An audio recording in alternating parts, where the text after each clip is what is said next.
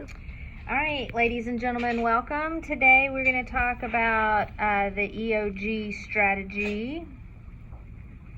Oh, I didn't even spell that right. S-T-R-A-T-E-G-Y,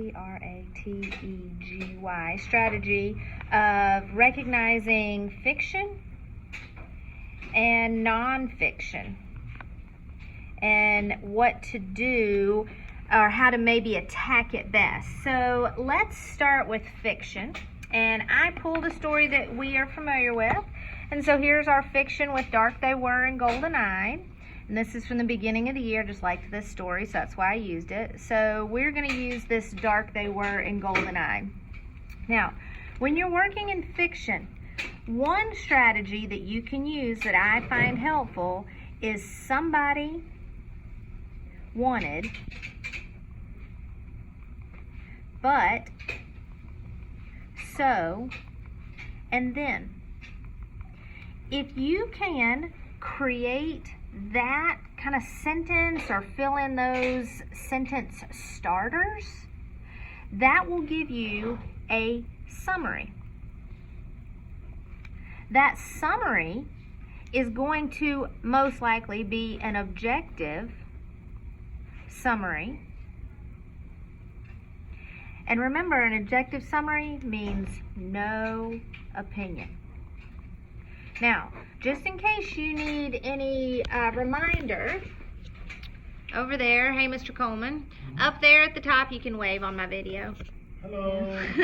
Up there, remember, in the corner is that somebody wanted poster for fiction. It's in red. Maybe Mr. Coleman could put his point to that red poster. It says fiction. Right there, your head. Back up. Right there. Up. Yes, point right there. That right there. That's the post. That's the one. All right. So that is a tool that you can use when working with fiction. And you fill that out. Somebody wanted. But there's your conflict. So what did they do? And then what happened? Now this is going to give you a summary. And that summary might help you when they ask for things like an objective summary of the story. So that is how I attack fiction. Okay? Remember, in fiction we have characters,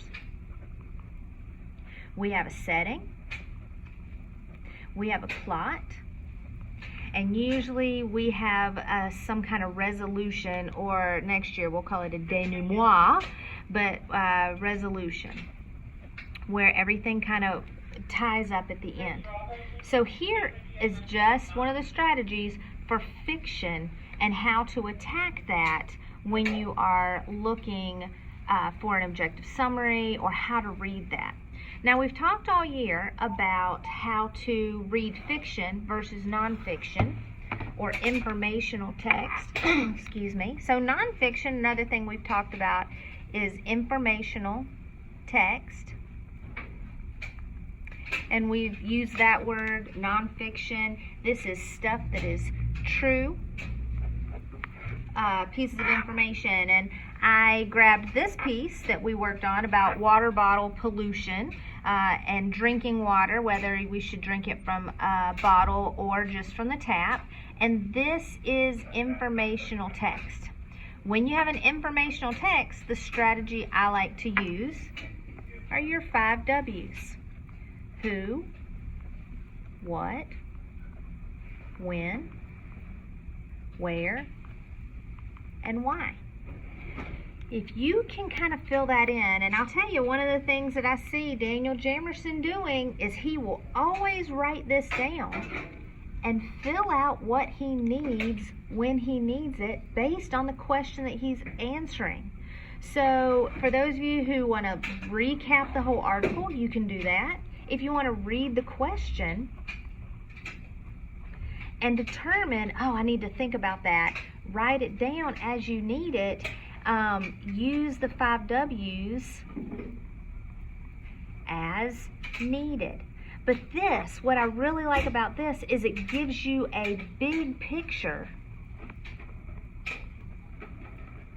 of the entire article. Remember, we've talked about the central idea,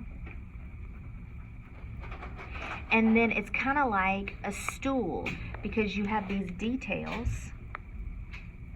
that support the central idea.